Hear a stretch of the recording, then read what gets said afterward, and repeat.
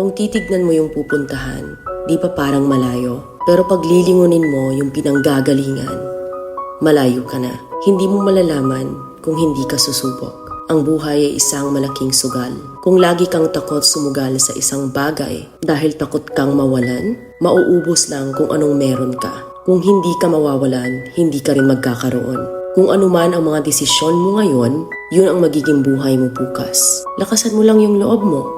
Dahil ang mundong to, aapakan lang ang mga mahihina. Ibangon mo palagi ang sarili mo. Balang araw, magugulat ka na lang na ang layo na pala ng narating mo. Kahit mabagal ang progress, basta may usad at kumikilos ka, okay na yan. Wala tayong magagawa. Ganyan talaga ang proseso ng buhay. Lahat tayo nakakaranas ng hirap. Hindi natin alam kung hanggang kailan tayo dito sa mundo. Kaya mas piliin mo maging mabuting tao. Ang pinakayaman na maituturing natin sa sarili ay ang ating mga pangarap.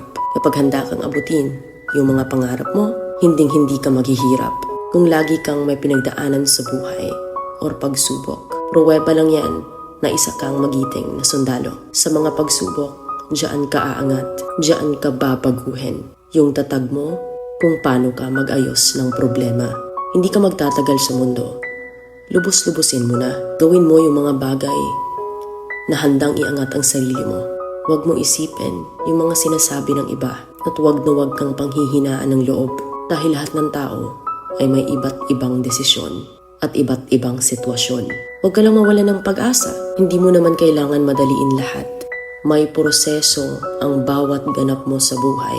Alam mo kung ano yung nakakapagod? Ang palaging patunayan ang sarili mo sa ibang tao. Sa mundong to, piliin mo ang hindi magarbo. Keep it low-key ka lang. Simple